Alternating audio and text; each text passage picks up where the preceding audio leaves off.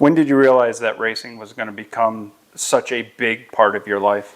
I don't know if I ever, had a day where I woke up and said, man, this is a big part of my life. I mean, I think from day one, it always was a big part of our life. I mean, even before I drove, we were chasing races with our other drivers. I mean, going to, Syracuse, trying to get qualified up there, going to some super dirt races here and there. On a Sunday, every once in a while, we'd sneak over to Monadnock, New Hampshire, and run over there with Chuck.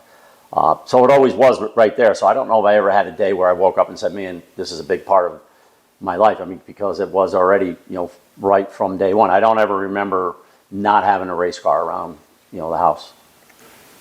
You spent hundreds of hours and thousands of miles traveling up and down the highway. What did you learn by doing all of that traveling? Well, to be prepared or try to be prepared, we couldn't always be as prepared as we wanted to, but the race car is important. You need to have, obviously a good race car, something that went well. But even all your support equipment, trailers and trucks needed to be, in shape. Ours, always weren't in shape. So we spent many a night alongside the highway fixing burnout wheel bearings and flat tires and being out of gas and, just trying to nurse a little life into some of the older stuff that we had. But overall, be as prepared as we could be. You had some great rivalries throughout your career, Corrales, Flack, Billy Decker, to name a few. Was there any one driver that when you pulled into the racetrack on a night to go racing that you're like, I want to beat him tonight? I don't know if I ever singled anybody out because there were so many people that you needed to beat. I just knew I wanted to do as best as I could. I never really said, there's that guy there that I got to beat or that guy I got to beat because he beat me the week before. I mean, I just knew that we had to run hard and, try to do the best that we can. I just really tried to concentrate on what I was doing, and I knew if we could do a good job, do everything that we had to do to make the car 100%, that we'd be in pretty good shape. So I don't think I ever really consciously said, there's a certain driver or a certain car that I got to beat. I remember a story. John Flack went in one night at Lebanon Valley, got out of the car. First person he thanked was you.